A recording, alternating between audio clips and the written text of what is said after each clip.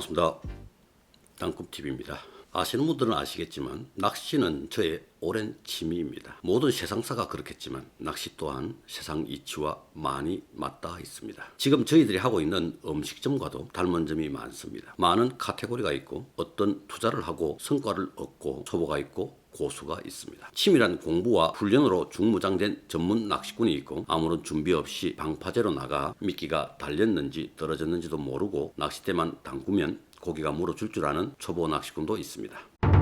낚시에는 많은 종류가 있습니다. 많은 사람이 즐기는 생활 낚시인 방파제 낚시, 전문 갯바위 낚시도 있고 배낚시도 있습니다. 낚시 방법에 따라 나눠보면 멀리 던져 대상어를 낚는 원투 낚시, 장대 하나로 승부하는 민장대 낚시, 릴을 사용하는 릴찌 낚시, 찌 없이 감으로 하는 맥낚시, 찌를 사용하는 찌낚시, 요즘은 가짜 미끼로 하는 루어 낚시가 인기가 좋습니다. 루어 낚시 중에는 농어루어 낚시가 있고 무늬오징어, 갑오징어를 대상으로 하는 애깅 낚시가 있고 볼락루어 낚시, 광어루어 낚시, 참돔, 타이라바 낚시, 먼바다로 나가서 대구를 대상으로 하는 지깅 낚시도 있습니다. 지깅 낚시처럼 몸을 많이 사용하는 역동적인 낚시 장르를 스포츠 피싱이라고 합니다. 다양한 낚시 중에 가장 유명한 낚시는 뭐니뭐니 해도 보이스 피싱.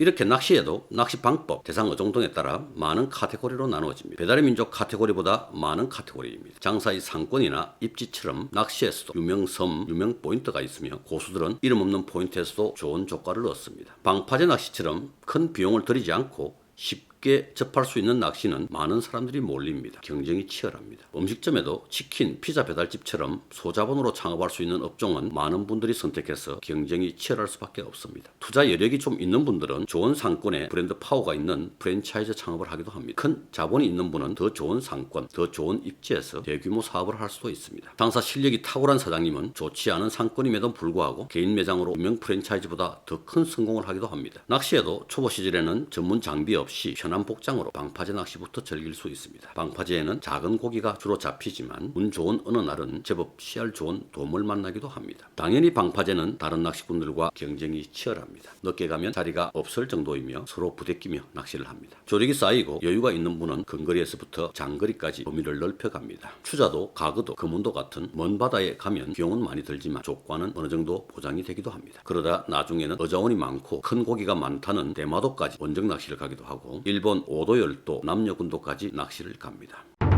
방파제에서도 얼마든지 낚시를 즐길 수 있고 많은 고기를 잡을 수도 있습니다. 실력 있는 낚시꾼은 낚싯대를 탓하지 않고 명필은 붓을 가리지 않습니다. 능력 있는 장사꾼도 상권, 입지를 따지지 돌이켜 생각해보면 많은 부분을 낚시에서 배운 것 같습니다. 낚시를 하다 보면 아무 생각이 없어집니다. 찌를 보고 있자면 무라일체가 되어 머리가 하얗게 비워집니다. 그게 낚시의 제1 효용이란 말을 합니다. 하루 낚시를 하면서 캐스팅을 실수하거나 어떨 때는 언제 그런지도 모르게 몇 번씩 줄이 꼬입니다. 깔끔한 낚시를 하기 위해 갯바위에 쪼그리고 앉아 고인줄을 풀어봅니다. 고인줄을 풀다 보면 또 무아지경에 빠집니다. 어떨 때는 어쩌다 그리 됐는지 도저히 풀 수 없을 정도로 줄이 꼬여 있을 때가 있습니다. 몇 번 이리저리 풀어보려 하지만 어디서부터 어떻게 해야 할지 모릅니다. 너무 엉켰습니다. 이럴 땐 눈물을 머금고 줄을 끊어야 합니다. 줄을 끊고 다시 튼튼한 매듭으로 줄을 연결합니다. 그러지 않고는 낚시에서 좋은 물때를 다 놓치게 되기 때문입니다. 사업도 인간관계도 그럴 때가 있습니다. 아니다 싶을 땐 끊을 줄 아는 용기가 필요합니다. 억지로 풀어보려 하는 건 미련한 일이고 무모한 일입니다.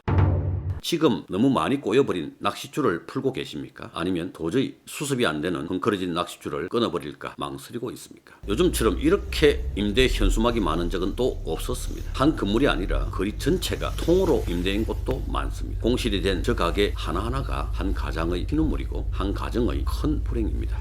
또 공실이 되기까지 얼마나 피말리는 시간을 보냈을까 하는 생각에 마음이 무겁습니다.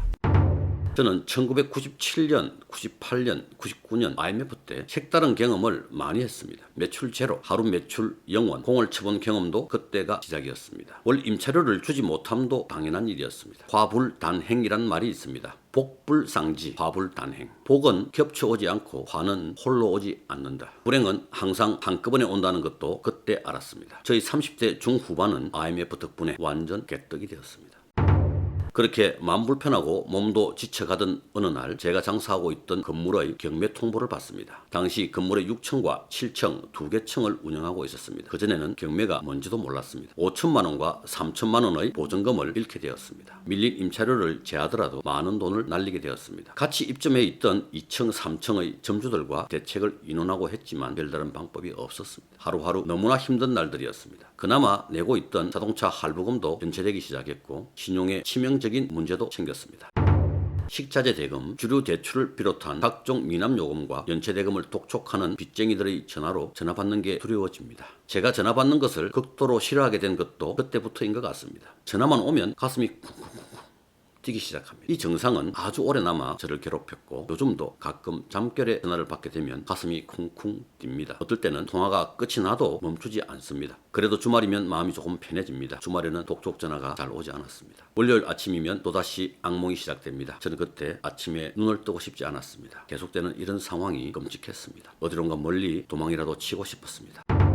제 나이 30대 후반쯤 나라 안 유명 낚시터 어디라도 가보지 않은 곳이 없을 만큼 많은 곳을 다니게 되었고 남해안 각 섬의 민박집 선장님들과 교류가 많았습니다. 그러다 보니 이런 상황에 자연스럽게 아주 먼 섬들로 낚시를 다니게 되었습니다. 장기 숙박 낚시, 남해안 외딴 섬들에서 장박 낚시를 많이 했습니다. 일주일, 열흘, 보름씩 그렇게 세상과 단절되어 있던 시간들이 많아져 갔습니다. 야영 낚시도 오래 했습니다. 세상과 동떨어져 있는 것이 모든 것을 잊어버릴 수 있다고 생각했습니다. 낚시터에 있는 동안에도 불쑥 머리 아픈 생각이 나기도 했지만 그래도 잠깐 현실을 잊을 수 있는 섬에서의 시간이 좋았습니다. 낚시를 가보면 별의 별 사람들이 다 옵니다. 저 같은 빚쟁이도 있었을 테고 몸을 피해야 하는 범죄자도 있었습니다. 믿기 힘든 일이지만 아들의 대학 등록금까지 들고 와서 낚시하는 사람도 봤었고 IMF로 부도가 나서 좋아하는 낚시 실컷 하고 극단적인 선택을 하려 한다는 중소기업 사장님도 만났습니다. 어쩌면 저에게도 그들에게도 그곳은 도망쳐서 도착한 천국이었을지도 모릅니다.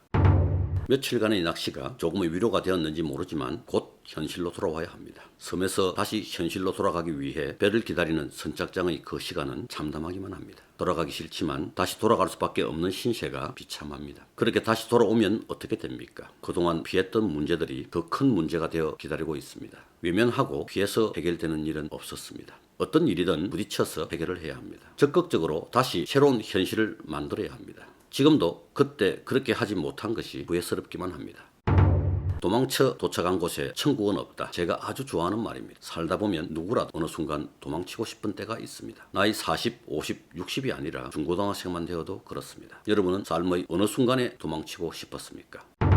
주어진 현실에 만족하지 못하고 현실을 부정하고 도피하고 싶은 마음 누구나 겪어보았을 것입니다. 만일 그렇다면 거기에는 분명히 피하고자 하는 만큼의 대가를 치르는 일이 있습니다. 세상에 공짜는 없습니다. 누구나 피하고 싶은 상황, 일이 있습니다. 그 두려워하는 일에 맞서야 합니다. 그렇게 하나를 해결하고 나면 또 성장하고 더 발전하게 됩니다. 정말 도망치고 싶더라도 도망치면 안 됩니다. 그런데 장사를 하다가 어떤 상황으로 폐업을 하게 된다면 그건 도망치는 게 아닙니다. 작전상 후퇴입니다. 좀 더 준비해서 다시 시작하는 것입니다. 도망치지 말라는 건 현재의 상황을 맞닥뜨려 적극적으로 풀어나가 보라는 것입니다. 그것이 큰 일이든 작은 일이든 말입니다.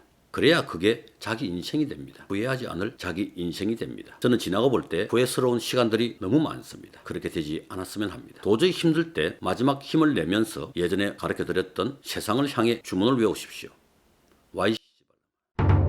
도망쳐서 도착한 곳엔 천국은 없습니다. 지금 도망가버리면, 지금 놓아버리면 더 좋지 못한 환경에서, 더 나쁜 상황에서 다시 시작해야 합니다. 처음부터. 세상사 언제나 문제점은 존재합니다. 혹시 지금 코로나만 끝나면 다 잘 될 거라 생각하십니까? 코로나가 끝나면 장사가 거짓말처럼 잘 될 거라 생각하십니까? 모르긴 몰라도 코로나가 진정되면 좀 낫겠죠. 하지만 곧바로 그 다음 문제점들이 보일 것입니다. 미국의 R&B 가수 테이 존 데이의 트윗에서 유명해진 표현이 있습니다. Poverty charges interest. 가난에는 이자가 붙는다. 지금 가난하다는 것은 나중에 더 가난해진다는 것을 의미합니다. 지금 당장 이를 닦는데 쓸 돈이 없습니까? 그렇다면 내년에는 임플란트를 하기 위해 돈을 써야 합니다. 지금 당장 새로운 매트리스를 살 돈이 없습니까? 그럼 내년에는 척추 수술을 받게 될 것입니다. 지금 당장 혹을 검사받을 돈이 없습니까? 그럼 내년에는 3기 암 치료비를 내게 될 것입니다. 가난에는 이자가 붙습니다. 저희 가난에, 여러분들의 가난에 이자가 더 붙지 않기를 바랍니다.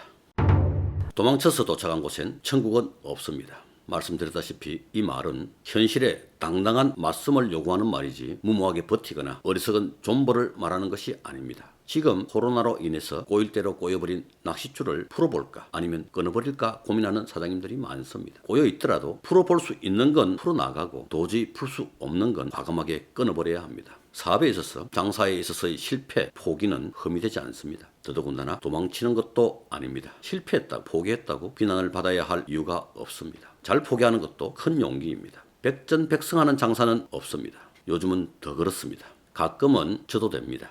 조금 쉬면서 새로운 준비 잘 하면 됩니다. 저도 이 영상을 준비하면서 힘들었던 지난 날들이 생각납니다. 진부한 말이지만 제게 위로가 되었던 말이 있습니다. 이 또한 지나가리라. 다 지나갑니다.